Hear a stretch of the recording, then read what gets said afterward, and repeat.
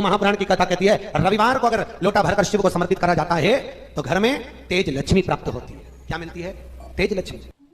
रविवार को अगर शिव पंचायत में गुड़, चावल, लाल फूल और लाल मिर्ची के 11 दाने पानी के कलश में तांबे के लोटे में लेकर हाथ को ऊंचा कर नेत्र, नासिका, वक्षस्थल के सम्मुख में जो सूर्य नारायण को अर्घ देता है, जल चढ़ाता है, पर जो सूर्य को अर्घ रविवार के दिन दे देता है, अगले रविवार तक पैसे की आवक आना प्रारंभ हो जाती है। जो आज तक फोन नहीं उठाता वो फोन उठाना चालू कर देता है। अगर कोई बड़ी बीमारी है, कोई बात आपको शंकर भगवान से कहना है, तो रविवार के दिन जब सूर्य को अर्घ देंगे तो वही कलश रख देंगे अर्घ दिया हुआ, फिर उसको आपको धोना नहीं है। दूसरे दिन सोमवार का दिन पड़ेगा, फिर जल भर लो उसी कलश में, सूर्य नारायण को अर्घ देकर वही कलश से वापिस जल भरकर शंकर जी के मंदिर में ले जाकर जल को चढ़ाना प्रारंभ कर दीजिए। आपको स्वयं बड़ी रोग, बड़ी बीमारी में भी आराम लगना प्रारंभ हो जाएगा। आप कहो। अब एक बात सावधानी से सुनिएगा, शायद शिव महापुराण के माध्यम से अभी तक ये बात सामने नहीं आई, पर शिव पंचायत कथा में आ रही है, तो सावधानी से सुनना। एक प्रश्न हमारे भीतर खड़ा होता है, जब हम सूर्य नारायण भगवान को अर्घ देते हैं, जल चढ़ाते हैं, तो वो जल पृथ्वी पर जब गिरता है तो उसके छींटे हमारे शरीर पर लगते हैं। क्या वो ठीक है? क्या वो श्रेष्ठ है?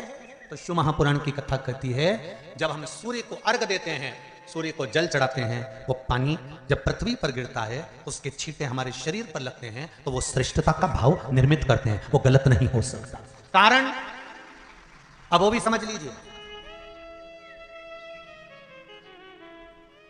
अब सूर्य नारायण भगवान को आप जल चढ़ा रहे हो तो छींटे नहीं लगे, उसके लिए क्या स्टूल पे चढ़ के चढ़ाओगे कि कुर्सी पे चढ़ के चढ़ाओगे?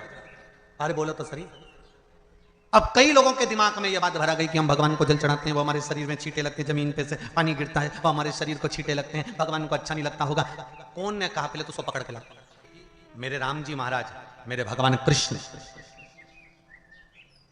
बड़े बड़े संत, साधु, सन्यासी, तपस्वी, साधक, उपासक जितने भी हुए, जिन्होंने सूर्य की आराधना करी, इन्होंने टेबल पे चढ़कर या कुर्सी पे चढ़कर जल नहीं चढ़ाया, इन्होंने पृथ्वी पर खड़े होकर ही, क्योंकि पृथ्वी तत्व के देव हैं शिव।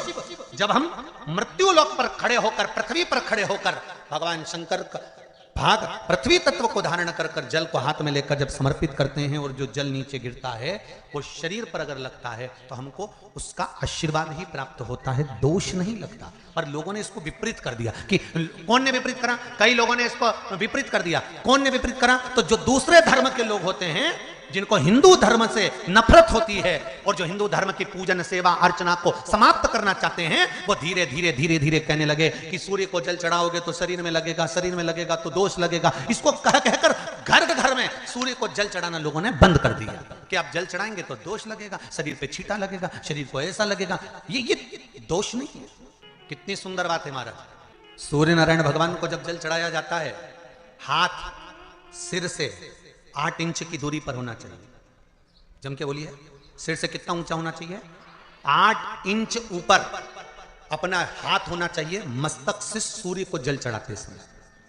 और ना चांदी का, ना स्टील का, ना लोहे का, ना प्लास्टिक का, ना कांच का, ना सोने का कोई बर्तन, ना कांसे का, ना एल्युमिनियम का, ना पीतल का, केवल एक पात्र होना चाहिए, वो है तांबे का। काय का पात्र होना चाहिए? तांबे का पात्र। और सूर्य नारायण भगवान को जब 8 इंच ऊपर तुम्हारा हस्त है, और जब हम सूर्य को जल चढ़ा रहे हैं, कैसे जल चढ़ाना है वो भी समझ लीजिए। अगर कोई कैंसर का मरीज है, जिसके चेस्ट में कैंसर आ गया हो, लेफ्ट में, राइट में कहीं पर कैंसर आ गया हो, या कोई गठान आ गई हो, तो महाराज आप जल चढ़ाते समय उस जल की धार को, सूर्य भगवान को जब चढ़ा रहे हो तो धार आपकी गठान की ओर जाना चाहिए, जिससे सूर्य की किरण उस जल में से आपके उस स्थान पर पड़े, उस जगह पर पड़े जहां पर गठान है।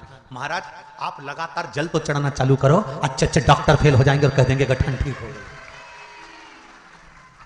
आपका लीवर और किडनी गड़बड़ कर रहा है, आप प्रतिदिन, आपका स्वास्थ्य गड़बड़ रहता है, आप प्रतिदिन ये ज्योतिष शास्त्र के अंतर्गत, रत्न शास्त्र के अंतर्गत ये रत्न शास्त्र, ज्योतिष शास्त्र, रंग शास्त्र जो हमारे यहाँ है, रंगों के हिसाब से ये जितने रत्न होते हैं, माणिक हुआ, सोना, मोती हुआ, नीलम हुआ, मूंगा हुआ, पुखराज हुआ, ये क्यों कहते हैं ये पीला है, ये सफेद है, ये नीला है, ये लाल है, इसको शरीर में क्यों पहनाते हैं? उसका कारण होता है कि जब शरीर में पहनते हैं सूर्य की किरण उसमें पड़ती है, हमारे शरीर पर वो कलर का इफेक्ट पड़ता है, उस कलर को शरीर पर लगता है, और शरीर पर लगता है तो हमारा शरीर धीरे धीरे, हमारी जो इंद्रियां हैं वो सही होने लगती हैं, काम सही होने लगता है। तो आप कहते हो ना, मैं कौन सा नक पहनूं, मैं कौन सा मोती पहनूं, मैं कौन सा पुखराज पहनूं, मैं कौन सा नीलम पहनूं, वो ज्योतिष शास्त्र के अंतर्गत, रत्न शास्त्र के अंतर्गत जितने रत्न हम पहनते हैं ये केवल उस किरण के लिए ही तो पहनते हैं कि जो सूर्य की किरण मिले, उस किरण का प्रभाव हमारे शरीर पर पड़े। तो इन सबसे अच्छा है कि सुबह शंकर भगवान का नाम लो, तांबा का लोटा में जल भरो, 8 इंच ऊपर सिर से हाथ होना चाहिए, और सूर्य नारायण भगवान का दर्शन साधारण नहीं, जो जल तुम चढ़ा रहे हो वो जल की जो धार आ रही है उसमें सूर्य का दर्शन होना चाहिए, तो कैंसर की बीमारी कभी नहीं हो सकती। लीवर, किडनी, हार्ट, आपके हार्ट में अगर तकलीफ है, डॉक्टर ने कह दिया कि इसमें नस चोक है, आपको कहीं ना कहीं छल्ला डलेगा, आपको कह दिया इसमें कुछ ना कुछ प्रॉब्लम आ रही है, आप सूर्य को अर्घ देना चालू कर दो, सूर्य को जल चढ़ाना चालू कर दीजिए। आप सूर्य को जल चढ़ाओ, वो जल की जो तरंग आ रही है, वो जल जो निकल कर जा रहा है, उसकी जो किरण आपके हृदय पर, आपकी छाती पर पड़ रही है, नाड़ियों में पड़ रही है, नसों में पड़ रही है, उसका बल देखो तो सही। 1 महीना लगातार चढ़ाओ, तो 15 दिन 20 दिन कर तो देखो। क्यों राम जी महाराज जल चढ़ाते थे, क्यों भगवान कृष्ण जल चढ़ाते थे सूर्य को, क्यों दशरथ जी महाराज जल चढ़ाते थे, क्यों कश्यप ऋषि जल चढ़ाते थे सूर्य को, सारे 33 कोटि देवता, सारे ऋषिवर, साधु संत सन्यासी तपस्वी साधक उपासक सब भगवान सूर्य को अर्घ दिया करते थे। क्यों देते थे, किस लिए? सूर्य नारायण भगवान को जल चढ़ाते समय आपके पंजों की एड़ी ऊंची नहीं होना चाहिए, ध्यान दीजिएगा। आपका पंजा पांव का पूरा की पूरा जमा होना चाहिए भूमि पर। हाथ कितने इंच ऊपर? 8 इंच ऊपर होना चाहिए। जल जो गिरे, सूर्य की किरण, सूर्य का दर्शन उस जल की रोशनी में करना चाहिए। क्या होगा उससे? जिस बच्चे को आंख में चश्मा लगा हो, मोटे से मोटा चश्मा लगा हो, छूट नहीं रहा हो, तो थोड़े दिन उसको सूर्य का अर्घ चढ़वाना चालू कर दो और जल में से सूर्य का दर्शन कराना चालू कर दो। सूर्य का दर्शन जल में से 2 महीना 2.5 महीना बहुत है, आंख की रोशनी बढ़ जाएगी, चश्मा हट जाएगा। आप कर देखिए। अब एक प्रश्न और खड़ा होता है सूर्य को अर्घ देने का। गुरुजी, पंचदेव पंचायत में सूर्य नारायण भगवान शंकर की पंचायत में हैं। सूर्य नारायण को हम फ्लैट में रहते हैं, हम फ्लैट के अंदर रहते हैं, तो हम फ्लैट में रहते हैं, हमारे यहाँ अगर छज्जा नहीं है, हमारे यहाँ जगह नहीं है, तो हम सूर्य को अर्घ कैसे दें? तो महाराज खिड़की तो होगी, अगर घर में फ्लैट में पानी ढुलेगा और आप लोग नहीं समेट सकते तो एक बाल्टी रख लो, एक पात्र रख लो, पर सूर्य नारायण भगवान को अर्घ देकर रोशनी शरीर पर पड़ना चाहिए। जिंदगी में कभी कोई बड़ी बीमारी नहीं आ सकती।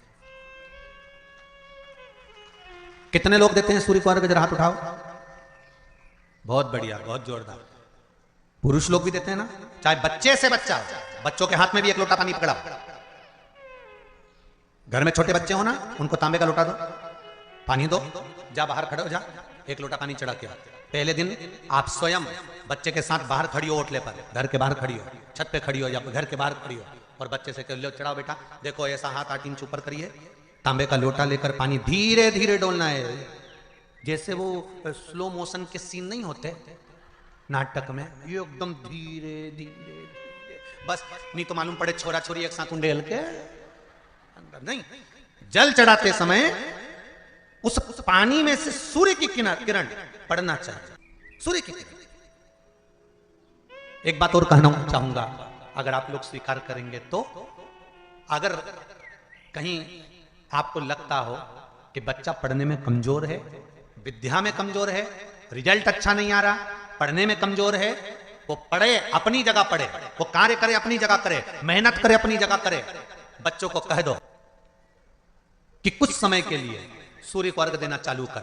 सूर्य की किरण जहां पर ब्राह्मण या हिंदू धर्म का व्यक्ति मस्तक पर तिलक लगाता है, भुकुटियों के बीच में उस सूर्य की किरण इस भुकुटी के बीच पड़ना चाहिए, परंतु पानी कम से कम ना करते हुए स्लो मोशन में धीरे धीरे गिरना चाहिए, एकदम धीरे धीरे। तो यहां एक रेखा सूर्य की किरण से पड़ती है। सूर्य नारायण भगवान को स्टील के लोटे से या चांदी के लोटे से या पीतल के लोटे से या प्लास्टिक के लोटे से या कांच के बर्तन से जल चढ़ाने से आयु छिन्न होती है। क्या समाप्त होती है? आयु।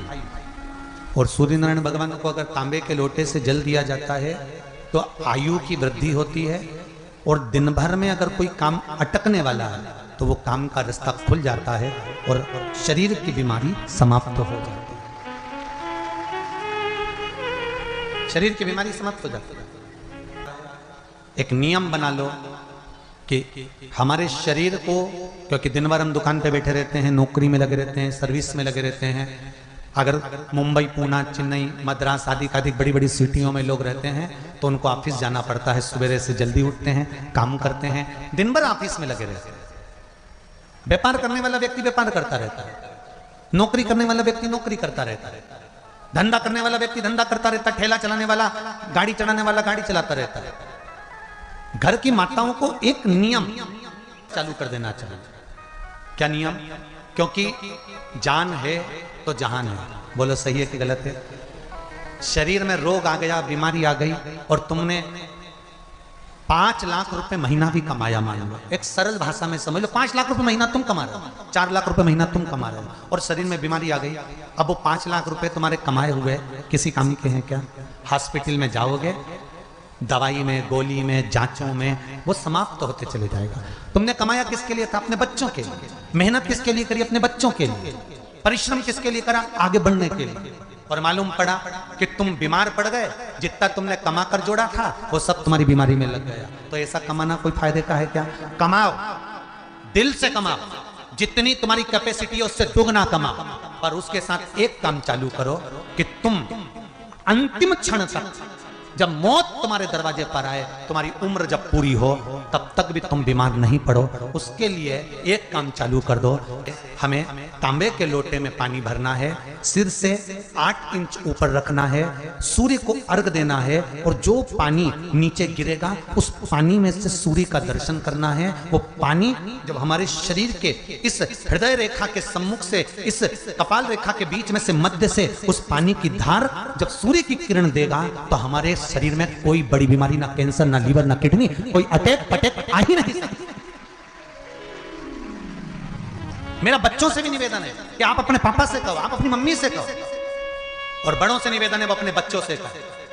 बुजुर्ग माताओं से निवेदन है, अगर आप अपने बच्चों को सुखी देखना चाहती हो, बीमारी में पैसा नहीं लगाना चाहती, आप अपने बच्चों को अंत समय अपनी आंखों से उसको तड़पता हुआ नहीं मरना देखना चाहती, तो सूर्य को अर्घ देना चालू कर दो। क्योंकि सूर्य की किरण जल के साथ जब इस शरीर पर पड़ती है तो शरीर में कोई बीमारी टिक ही नहीं सकती। ये श्रीमद् शिव महापुराण की कथा कह रही है।